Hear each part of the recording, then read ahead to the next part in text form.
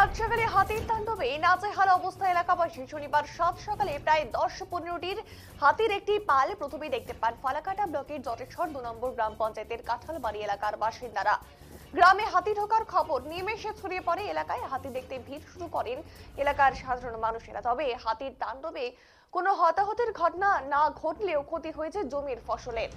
জানা গিয়েছে এদিন কাঁঠালবাড়ি হয়ে বাগান কালীবাড়ি হয়ে ওই হাতির দলটি পালপাড়া হয়ে জটেশ্বর এক গ্রাম পঞ্চায়েতের হেদায়েত নগর এলাকা হয়ে বেঙ্কান্দি হয়ে দলগাঁও চা বাগান কাজীপাড়া হয়ে হাতির দলটি দলগাঁওয়ের জঙ্গলে এলাকায় চলে যায়।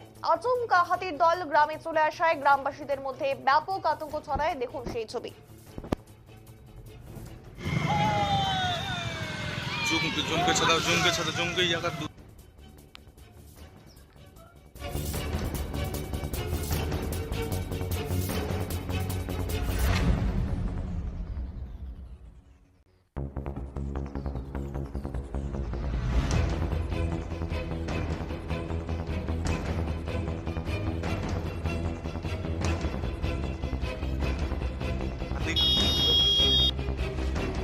সকালে উঠে দেখলাম 10 থেকে 15টা হাতি আমাদের ব্যাংকান্দি থেকে কাজীপাড়ার দিকে গেল।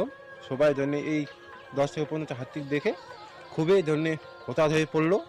এমন দৃশ্য আমরা কোনোদিনও আমাদের ব্যাংকান্দি মানুষ দেখে নাই। আর দেখলাম